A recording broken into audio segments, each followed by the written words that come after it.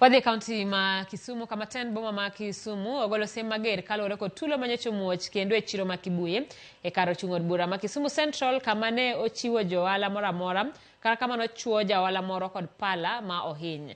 Jalup jatend boma ma Kisumu Charles Omulo wacho ni nonro gi yango ne yuarruok no ne okel kod laro kuonde loko ka bende nyaka sani gisetudore kod obila mar neno ni onon masira ma kamano. Owacho ni kaka kaunti ogibi yie mondo lok chiro no kar lweny, gino ma owacho ni biro rocho weche ohala e chiro ma Kibuye ma bende e chiro ma kelo osuru malach ne sirikal mar kaunti no.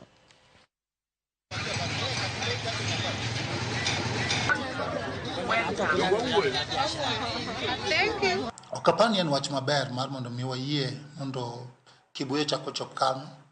Kibuye wasago mabor manyocha kuose bet maber to jomoko oseketo chunygi mar mondo mi okel koko e chiro mono johala timo ohala maber kendo mono jo nyiewo bende nyiepo ka gin kod kwe ni ka gin gadier ni kwe nitie e chiro mar mondo mi gitime ohala.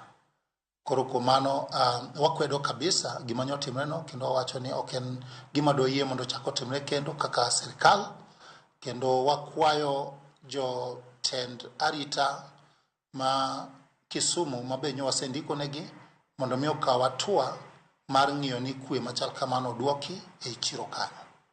Management onego bed ni timo patgi to county bende onego bed ni timo patgi. Weche mag chiwo kuonde ma ji gere stall ok en mar management. Kendo mano tich county mag ka county oyudo ni gedo kama ok onego gede ka ok obedo approved to onego bed ni wagole. Koro gedo motimre ka ok wa approve ok wanyal yie mondo mi odhi mbele kamano.